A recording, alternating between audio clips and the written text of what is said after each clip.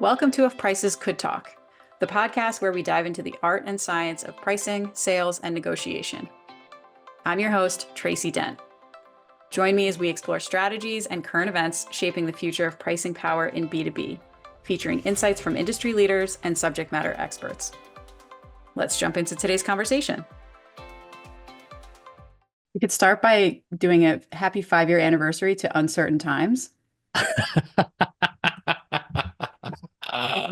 5 years. Is it really? Yeah. At the beginning of COVID, everything, all the messaging everywhere was like unprecedented times. Every company in the world was like, in these unprecedented times. This was 2020. And since then, we've had these waves of things happening that all fall under the umbrella of uncertain times and uncertainty. Yeah, it's been interesting for sure. I think maybe, when we talk about tariffs, maybe it's a good idea to start with the strategy piece, as sort of the beginning, because I feel like there's sort of the strategy, there's the tactics, and then there's the long-term health of what you should do from a system and process perspective. So it basically addresses what should you do now, because the problem is right now, right here. Even if you say it's been kicked down the road 90 days, it's not going away. So the problem is you need to address that problem now. And then you've got systematically what should you be doing for long-term health, because the person in charge is going to be in there for the next 4 years, and then whatever happens after that, right? So it's not that basically for companies, 4 years becomes a long-term plan. So you have to kind of, think about systematically what do you need to do from a process, tools perspective, contracts perspective, things like that. That obviously you can't change overnight for how to address where you're at today. So I think there's two separate tracks here that obviously has to get worked at the same time. But I think the starting with the strategy piece is probably the most important piece, because there's just like most things when you're trying to solve a problem, A, you have to really understand the problem.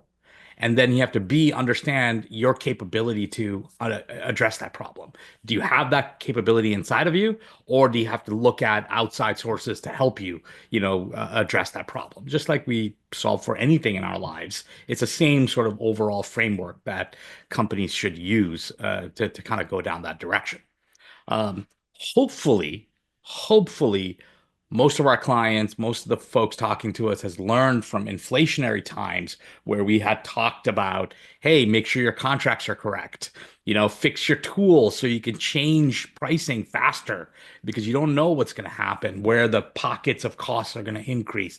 So hopefully people learned from those times and they adjusted themselves. They updated their processes, their contracts, their tool sets, everything to handle a more dynamic environment, because we're in that dynamic environment again. And hopefully, if you had done the work from back then you'll be much better able to handle the situation here. In terms of like the dynamics at play, Yeah. do we talk about that a little bit? Costs, demand, like how the different Yeah. factors are Yeah. impacting people? Yeah, I think that's a good place to start, because that'll dovetail into the strategy, of course. Most of us know already, and if you don't, then maybe we spend a quick couple of seconds on it, which is tariffs are something that companies here pay. US companies pay, right? So let's say Apple is probably the best example to use because everyone's got an iPhone. So iPhones are made overseas, right? It's made in different places, different components are made in different places, which makes it harder. So you've got suppliers that are coming from not just Mexico, Canada, China, but it's coming from everywhere, basically. And companies do a really good job, besides just Apple, most companies do a really good job of trying to find the lowest cost for the highest quality. You're always trying to balance that out, right? And that's fiscally responsible as a company. That's what you should do. And so Apple has figured out a system where they can get the highest quality for the most reasonable price that they can attain the suppliers for. They can manufacture their products, put the product together, and sell it at a certain rate that's equivalent to the value that it creates for the consumption of it. So that's the most efficient model. So if you say now that there's going to be a supplier that's coming from China or Mexico or Canada that we're going to tariff that supply. So Apple has to pay for that tariff. So now Apple's there's a mismatch of their cost to value to price ratio that they have run their business on. So now they're going to have to make the assumption, or they have to answer the question, can I absorb that cost? A, how much is that cost increase? Because if I'm getting, and keep in mind, one thing that makes this very complex is typically companies are not just buying from one supplier. So let's say I'm buying metal for as an input material to whatever I'm building. I'm probably sourcing metal from three, four different places, all from one country or three, four different countries or two countries, but I'm sourcing it from multiple places. Now it's coming in, and let's say I am manufacturing in the US. So I'm getting all of this internal goods coming in. I'm putting my product together. Now I have to figure out which product did the one that I just got from China get the tariff. So which product do I increase the price? I can't. I have to do it holistically because I can't just say units 1 through 16 gets a 20% increase, the other ones get zero. I can't do that. So how do I know what my real cost impact is? Right? Because it's complex. I don't know where those input suppliers are going into. So I think it's important to know what is that impact? What is that impact going to be? Because at the end of the Mm. day, it's Apple that has to raise their prices to accommodate for the raise in cost. So they have to figure out, how is this cost going to impact me? How much? I know that the tariff's going to be a fixed number of, let's say, I'm making up a number because it's volatile. Let's say the number is 40%. Well, my input cost is going up by 40%. So how much should I adjust my price by? So Apple has to think through that. But before they think through how much that change in price is, they have to understand, how much inventory do I have? How much inventory does AT&T have on my iPhones? How much inventory does Verizon have? How much do we have? How much do distributors have? How much does all of this happen where that the value of my inventory is set at a certain price for a certain number of units? How does the increase in cost affect that? And then start shipping over planes, the emergency planes. That was like a couple days ago where all the And headlines are that's like Apple is sending over 5 planes worth of iPhones pronto. and that's why they're getting it from other countries and they're bringing it over. And Aiden, my son, my eldest, he works at Apple retail on the weekends, and he said that the people are coming in, AT&T, Verizon, T-Mobile, they're sending customers to the Apple store because they're running out of inventory. So he was here last night just talking about it, that I mean, every day they're just running out of inventory. So they're coming to the Apple store, and the Apple stores are starting to run out of inventory. So they're asking corporate to get more stuff. And so now corporate's trying to figure out how to get people the thing. So it's a normal supply demand. Now you've got to run on some of these products because people want to buy it before the cost actually comes in, which makes sense. It's logical. So now the supply is constricting, which means the demand is going up, which means the price is going to go up. Mhm. So inherently, the consumers pay for the tariffs. You can think whatever else you want politically, but consumers are going to pay for it. Now, from our perspective, how do we guide our clients you know, to do the right thing? What should they do? So I think one is to really understand internally, do they have visibility the right way to understand what the actual cost impact will be? Where first of all, where's the market going? What are the rules? Because the rules are going to change. So because the rules are going to change, you have to first understand what the current rules are and how it could possibly change. So there's a little bit of scenario modeling that you need to do.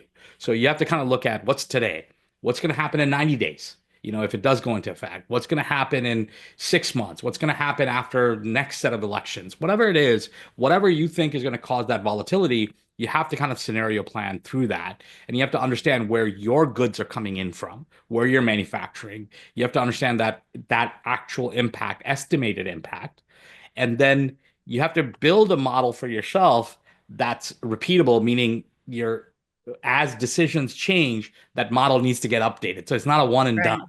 So you can't have a model that's one and done. You have to make sure it's repeatable. So the scenario model has to be repeatable. Once you understand where your cost is, then you get to the customer side. Now is the interesting part, right? Some people, if you're closer to the consumer, you can use some price elasticity, metrics you might have to understand where you can push price, move the cost to price, and not lose customers. Because that's the goal, right? Is you don't want to upset your customers, you don't want to lose your customers. Most customers are going to get upset. So you can't really hold on to that too much because everybody's going to get upset when iPhone prices go up. But I think we've talked about tariffs so much, most people are going to understand that pricing is going to go up. So this is another, it's like the inflationary times. Your eggs are going to go up in price. You're expecting it. When you go to the grocery store, you're expecting higher price. You don't like it, but that's the choice. Either you stop eating eggs or you buy the expensive eggs. Just like gasoline, just like all of those things that we talked about during the inflation times, the same way here. You can choose not to buy it, of course, that's your prerogative, but you're prepared and trained to accept the higher prices right now. So that part is a good thing because the customers are going to be ready for it.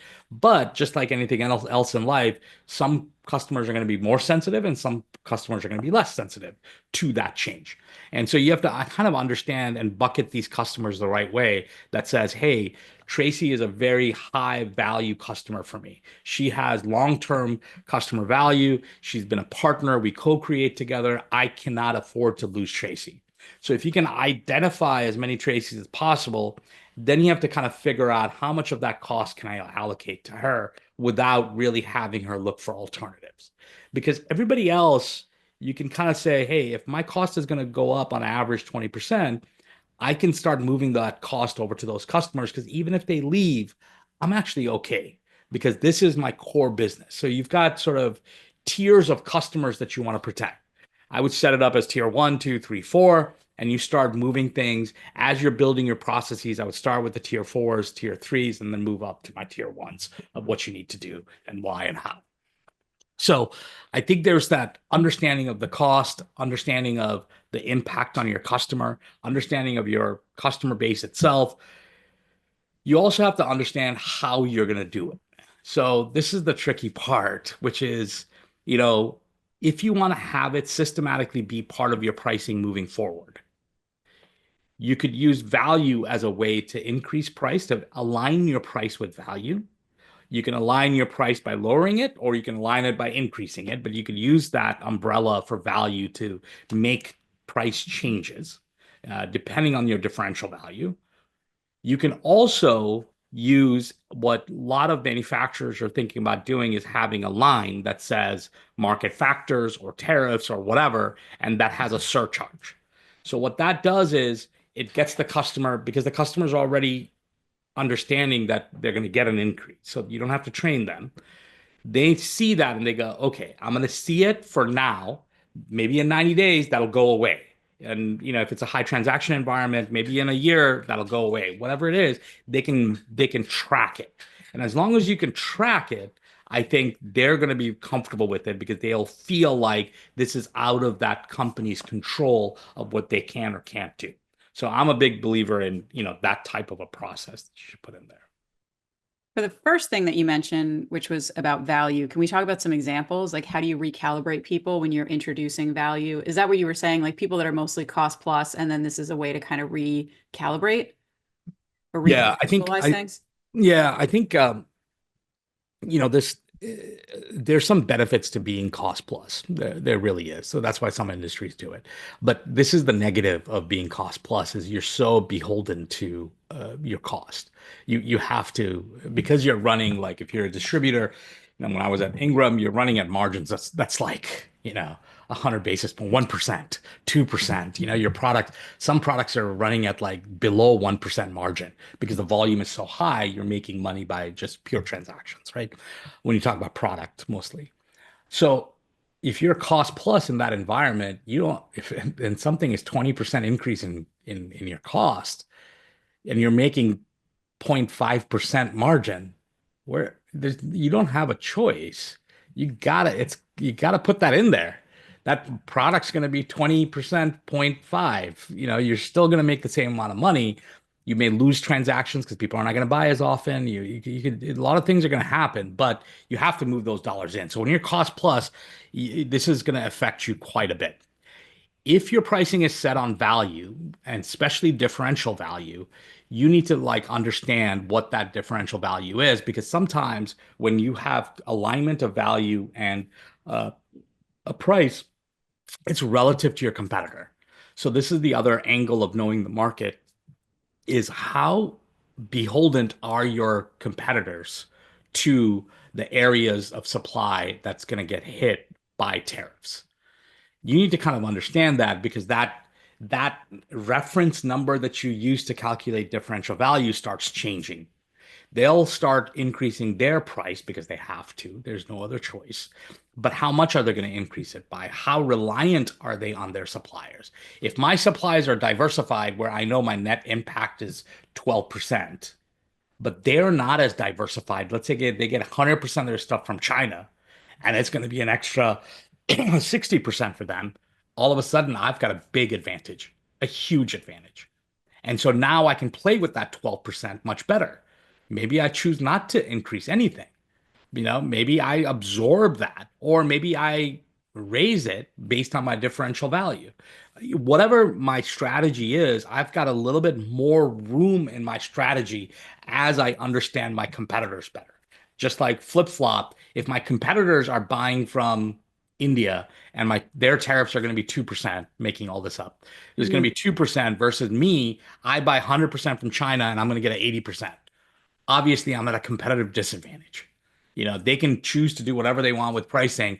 I have to move majority of my 80% over to the customers. And I'm at a disadvantage and I have to understand. So I have to go to the second part of the strategy, which is, how do I get out of China? How do I get supplies from somewhere else, which is going to be time consuming, which is going to be costly, which is going to impact my quality. It takes time for that ecosystem, just like we talked about with Apple. Apple has figured out, hey, highest quality for the cheapest price. So now, if you start tweaking that, and Apple has to look at, let's say, Indonesia to get stuff from, which they probably do already, but if you look at that, they have to go through quality control. They have to go through, is there scale? Do I have to invest in their manufacturing to get me those raw materials? All of those things take time and effort and quality and testing and all of those normal manufacturing process steps. It's not overnight. So this impact that they're going to have is going to be over a lot of years in some cases. And then for Apple as an example, you also have to go through an understanding of what is that overall downward impact onto that price. So let's say you do move it to Indonesia. Well, Indonesians, I'm making this up, let's say they're 30% more on labor. So you're okay, you're going down on tariffs, but from what we are used to paying, now you're going up in labor. So you still get a cost hit, as a Mhm. consumer. Even though they moved from China to Indonesia, you're still getting a cost hit because their Yeah. labor is higher. Yeah. So this is like, fundamentally, completely, it's just such a mess. And Mm. companies need to be able to figure this out so they know what the impact on themselves is going to be relative to competition, relative to what the market is going to view them as, how sensitive are they going to be, and what the long-term effect will be and how they can protect themselves from this long-term effect. Yeah. Can we talk about some outdated assumptions that people might be operating from?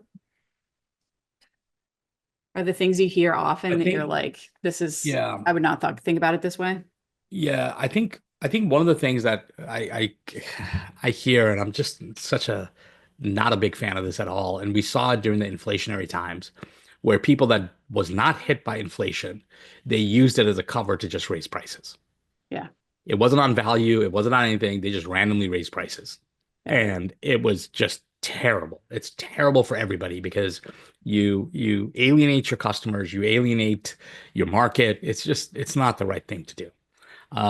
And we're hearing the same thing here. We're hearing, instead of what we talked about just now of, hey, if my 10% of my goods are coming from China, how does that trickle down to my cost as a whole for me to build this product? Because it's not going to be, it's just 10%. An increase of 30% on 10% is very different than an increase of 30% on 90%. Hmm. So, it's going to be different. So I have to be very careful in how I increase my price to the next stage of the value chain. And some clients are asking, well, it's going to go up by 30. Let's just raise our prices across the board by 30. And that's probably, that's the lazy person's view of what you should do with some of these things. Or have a round, instead of 30, you go, let's split the difference and let's just do 15 or something like that. Hmm. And that's that you can't do that. You need to understand that. And if you're really good about understanding your market, you have to understand how that is relative to how your main competitors are for those segments. You really need that second part of that answer. So I'd say those two things are probably the big ones on what I see. The second thing that I see is in this environment, people are usually very scared that the customer will leave, and they try to absorb as much as they can because they don't want to upset the customer. But like we said during the inflation time, customers are trained, they're ready to accept. You just have to be fair in how you do it. So if you hold back, then you're resetting their expectation at that lower price. And you can only hold back so long until you are unprofitable and you're either going to have to like declare bankruptcy or something. Before you shut your doors, you're going to go up and up. I'm going to raise my price. That's when customers get ticked off. Now I'm used to your old pricing during, when things were going up, you didn't raise your price. And now you're raising it 6 months later. Yeah. No, I'm leaving now. Now they're upset, and you can't do that. So you have a window here. You have a window to understand and execute, and then monitor and adapt and change. And Act if you quickly, but make it fair. right, but if you don't hit it in this window, that's when customers get really upset. The other thing that customers get upset about is on the way down. So usually when costs are going up and you're changing your price to adjust for that cost going up, customers typically don't leave. They'll stay with you if you do it right. Um, and that, by the way, we should talk about that piece because training your salespeople, communicating what you're doing, they are critical to the process. It's not just understanding your cost and your costing, but training your organization to be ready for this is equally as important. And people forget this quite a bit. So we'll talk about it a little bit more. But, you know, so when costs go up, customers are ready to absorb that. So let's say you hit it in the window and you do a good job of communicating and everything. That's great. Your customers are not going to leave. What we see when they look for alternatives is when the cost comes back down. So let's say in 6 months, Trump decides to take all the tariffs off, and now the cost comes down. There's going to be customers who are slow to respond, and the people that are slow to respond, those customers, for customers of those companies, they're going to be upset. That's when they start looking for alternatives. If they see it, because we know Trump is whatever you think of him, he's very vocal about what he's doing. So everybody knows tariffs are on or off because he's saying it in every platform, in every airwave, every media is covering it, everybody's doing it.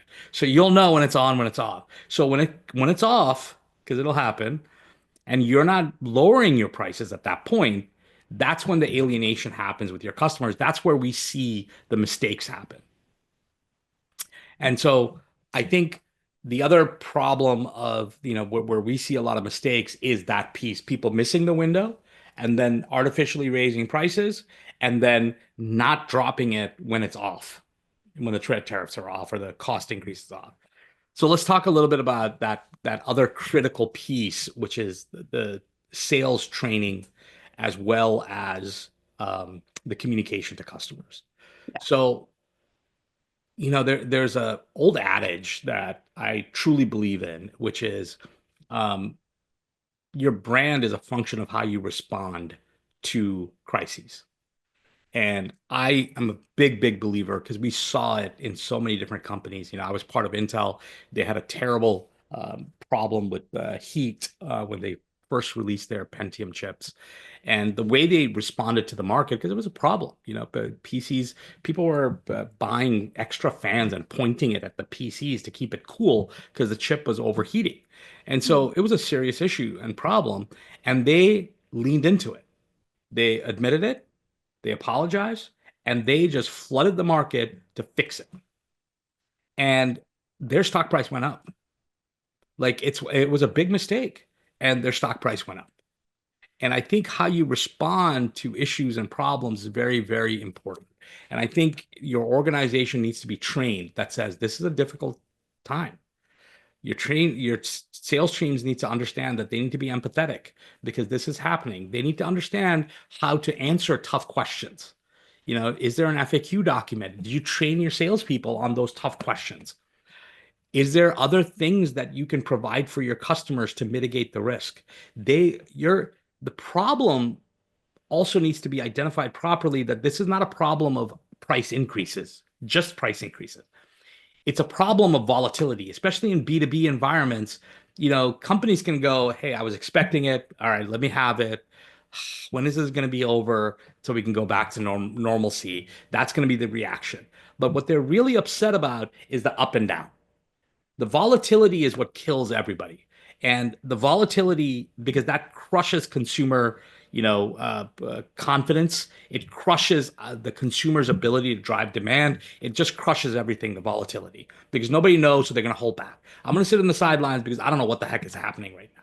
That's the mentality that's going to start seeping in, which is going to cause us to go into stagflation, inflation, stagflation. It's going to go into other areas. So that's going to be one of the biggest problems. So I think from our perspective, for salespeople as well as for our customers, we have to train. We have to make sure that we're communicating and training properly.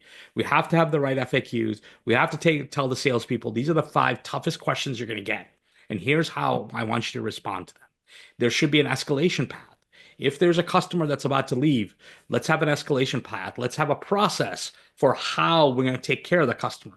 Are there other things we can provide the customer that will help maintain the relationship? Because of the tremendous volatility, that's what's making the customer nervous. Maybe risk mitigation is something that's going to be good. Maybe if there's a way for me to provide risk mitigation, is there a way for me to say, I'll lock in prices for a year or 2 years? Yes, I know I'm going to give you a 20% increase, but let me lock it in. I don't know what's going to happen in the next 6 months, but it's a way for me to share the risk. That's not going to be appropriate for a lot of places, but those are the conversations you want to be able to have as you escalate, as you're trying to keep the customers within your environment. And if you don't have a process for that and you're trying to do it one off, you're too late to the game. You have to have a process. There has to be a tariff playbook. There has to be all of these components that we're talking about that gets put together, and you're following that playbook as a trained professional that's just executing, rather than making this thing up as things are happening live. Then you're already behind. Yeah. So consumer confidence plays a big role even in B2B because we're all just people. Yep. So maybe we talk about that because I think that kind of fits in with what you're sharing, what you're saying about risk sharing, right? You have to make people comfortable Yeah. to take the leap or to make the purchase or stay with you or whatever. So how does consumer confidence kind of fit into this? Yeah, it's interesting, right? Because people have different markers for how the economy is doing. But at the end of the day, I think we talked about it in one of the conversations is you have to make money and you have to spend money. And so making money is one of the metrics for that is how is unemployment doing? So if the unemployment is low, then hey, people are making money. Let's not talk about the relative amount that they're making and whether that's good or bad or below the poverty line, whatever. Let's ignore that for now. But let's say they're making money because the unemployment rate is fairly low. The spending money is in every individual's control, every business's control. And what happens in a volatile market when you don't know what's going to happen, you can't predict because even the stock price is a prediction of future profitability. it's not a prediction of what just happened. Yeah, it can go down because you had a bad quarter, but it's actually they're excited about a merger to happen. They're excited about a new product that's going to come out. They're excited about something to happen and the stock price goes up, right?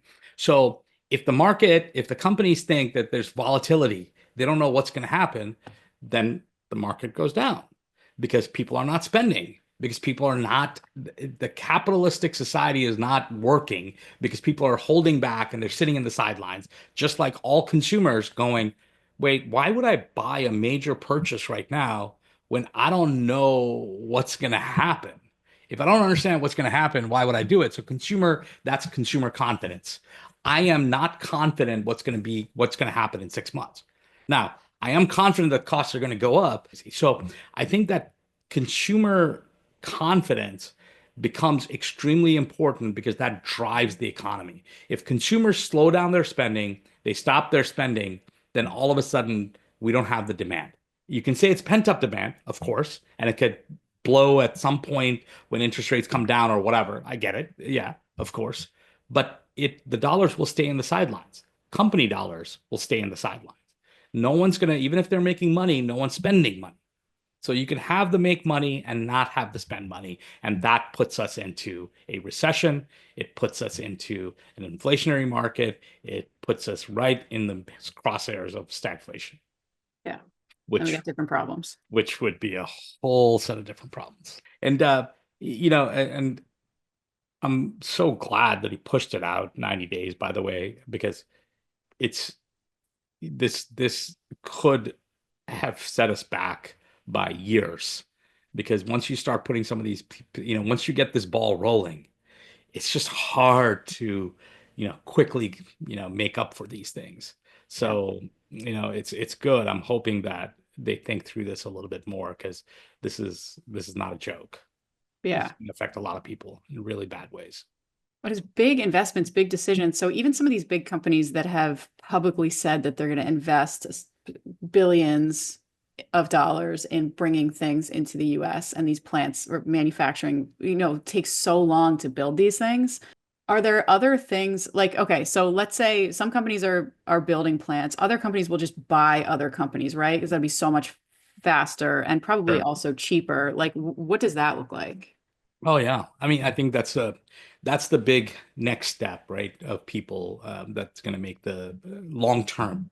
Like I said, 4 years is still long term Yeah. in a B2B world. So people are going to look at, can I source from other countries?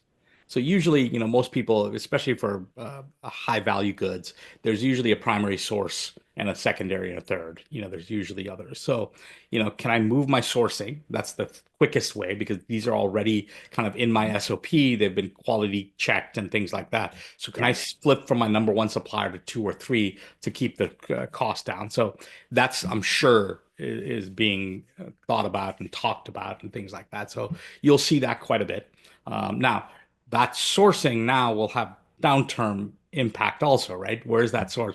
Because other countries are raising their tariffs. So we have goods that we sell to other countries. So if we're no longer the first supplier and now we're the secondary or tertiary because of tariffs, then we have problems in the US now also. So it goes both ways. So I think the first thing is to change suppliers in order to control your cost, without a doubt. Um, Now, having done that, you're also losing value, right? Because you chose that first supplier for a reason.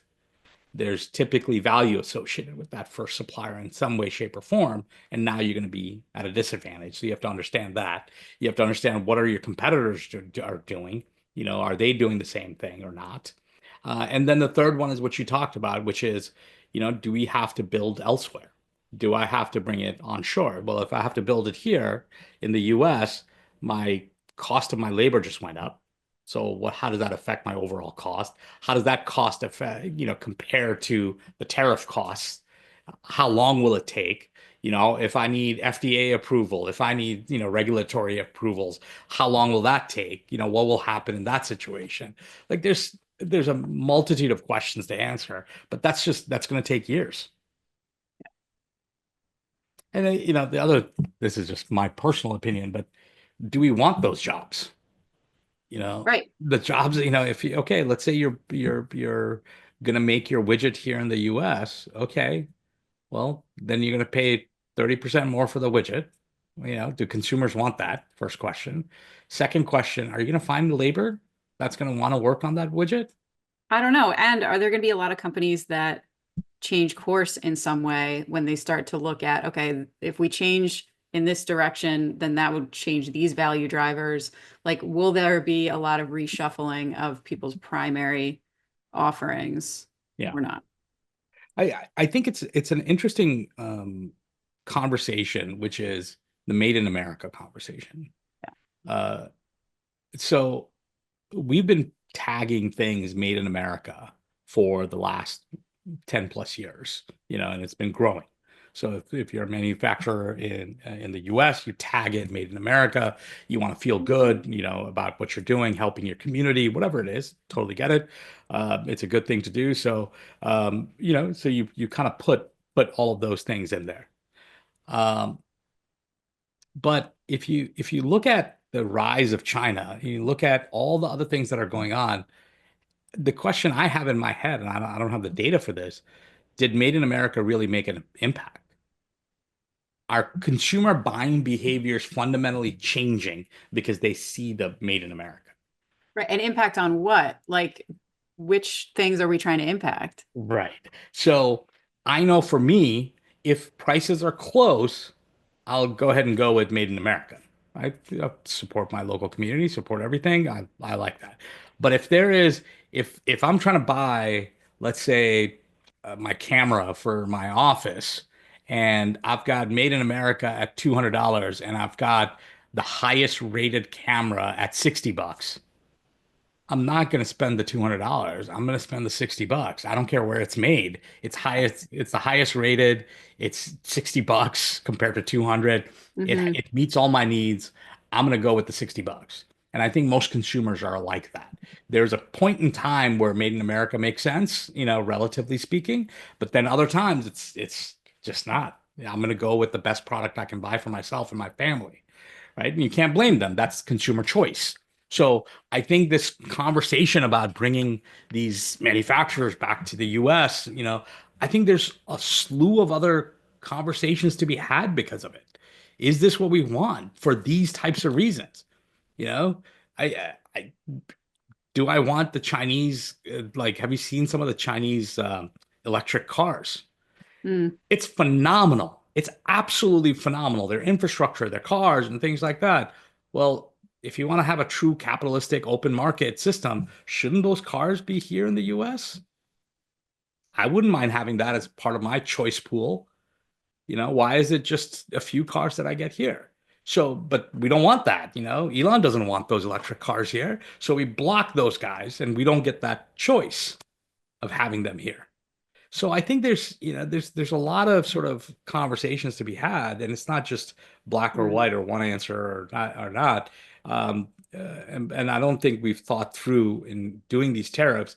I don't think we've really thought through all these implications, and that's why the volatility is just there. All right. So let's say we're potentially looking down a future of stagflation. Huh. How do people prepare for this? Like, you've talked about playing offense and defense at the same time. What does that look like? Yeah, I think stagflation is obviously caused mostly by consumer confidence, and so this is assuming that consumers don't want to spend money, are not going to spend money, and they're going to, if they're making money, they're going to keep the money and they're not going to spend it, which means that companies are not going to pay as much. So your pay is starting to go down. So everything starts slowing down. So your rent's not going to be as much. The home prices are going to go down. Bubbles are going to burst. All these things are going to happen. Your stock market's going to either plateau or crash. They're going to go down. This is very similar to what happened in Japan and other countries where they've hit that. And you've got an aging population now, and you're going to continue to have an aging population, and your market's not going to start back up again. There isn't going to be movement of cash. So because there isn't a movement of cash, the velocity of cash movement is not going to be there. So everything kind of just slows down and comes to a halt, close to a halt. It's not going to ever come to zero, but it'll be close to a halt, relatively speaking. So in that environment, you don't have innovation. You don't have, what you're going to have is that people are not going to have choices. There are going to be less companies that are out there. Most companies are going to fail because people are not going to buy. And Hmm. so everything kind of gets there's constriction in the market. Everything's going to get constrained and it's going to get tighter. And that may not be a bad thing. In some cases, you might say that's a good thing. But overall, for creating wealth for the company, for the country, and creating wealth for your future generations, that's going to all be in jeopardy. And most countries that go into stagflation, it takes them 5+ years to get out of it. It's very hard to turn the engine off and then turn it back on again. It's just Yeah. that's not how it works. So I'm like, okay, if I'm a CEO, I'm listening to this, I'm like, okay, I need to think about everything you said with tariffs, need to prepare for costs to continue to increase, but mostly that things will go up and down for a while, Yeah. right? Yeah. I think, the simplest way to kind of put it is if you're in some type of a transactional environment, putting in a line that says this is tariff or market conditions or whatever, and having a number in there, you have to understand what that number should be and who you're applying this number to, right? So, assuming you did the first two steps there, relative to competitors, you need to make sure that that piece is in there. And you put that line in there, that's probably the easiest and safest thing to do because you can take that line, you can move that 30% to 20 or move it down to 20, you can move it up to 40, you can take it to zero. You can do all of these things as long as you have that line in there. And people are trained, so they'll see it, they'll understand it, they'll be able to accept it. And it'll go up and down with the volatility. If you don't do that and it's baked into price, then you have to plan for a pricing conversation through your sales organization or through your website or through customer service support, whatever it is, at a much higher frequency because people are going to be pushing back on everything and everyone. And you have to be ready for it. So does that mean you hire more salespeople or more support people or whatever it is? Maybe you have to do that. Is your sales team trained for that? You have to kind of think through that. So all of those things you have to kind of understand the implications of because it will be there. Customers are not dumb. They're not, they're very, very smart. They know when they're getting taken advantage of, as an example, and they're going to push back when they need to, especially when there are alternatives out there. So I think in sort of simplistic terms, that's the function of volatility is you're going to have a customer base that's not going to be steady and repeatable. They're going to always ask for something when you have volatility because it makes sense. They need to understand it. And if you don't have the right communication strategy, you don't have the right trained sales staff, you don't have an understanding of your cost, you don't have some type of risk sharing with your customer. If you don't have all of those things or escalation path when customers really truly need something, all outlined properly before you go in, you're going to have a problem. Some are in darker boats than others. Yeah, some I was are. like, in some ways, everybody's in the same boat, but they're not. Yeah, yeah. I think that's the thing, right? I mean, I said it in the beginning a little bit, which is if you didn't learn from the inflationary times, it's been like contracts. Contracts is a great example. One of the CEOs that we had chatted with have told me this. It's like no one was surprised by inflation going up. No one. But everybody was surprised by how the company was able to respond, or better said, not respond to these inflationary times. That's what CEOs were surprised by. They're like, what do you mean I can't raise prices? What do you mean I can't do something? Because there's contracts in place, they don't have visibility, they don't have blah, blah, blah, all this stuff. So it's hard to respond. So if you learn that during that time, how do you not have those learnings in place? How do you not have that so you can move faster? Because I'm still hearing now, well, I can't change price because the contract is there. And it's like, wait, you didn't put a contract clause in there for, rapid cost changes? You should have, because that's what happened before. Supplier issues, we go back to the negotiation table for contracts. You should have put a clause in there. So if you didn't do that, then you're going to be stuck with bad contracts. And the customer's not going to want you to change their price. Then what's the cost of breaking a contract? I think it's going to be so. Yeah, you're right. I think there's the playbook of what best practice is, and then what are you able to do against that? Yeah. You know, did you learn from before? If you did learn from before, then you're going to be able to execute on the playbook. It's going to be tough, of course, but it's more of execution rather than, new development of some thought that's not out there. But if you didn't learn from before, you don't have those things in place, now your profitability is at risk. You're not able to change prices on some of the larger contracts likely. You don't have good visibility. You don't know what your competitors are going to do. So now you're left to reacting to the market.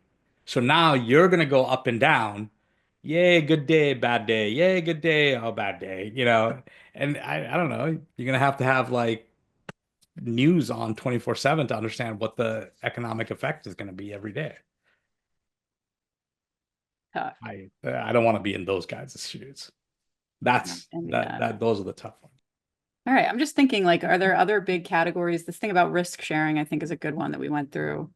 Yeah, I think it's almost like being empathetic to your customers. You know, the customers know the prices are going to go up. They're not liking it. You're not liking it because you don't have, it's not something you're doing on purpose, right? So you have to be empathetic on both sides.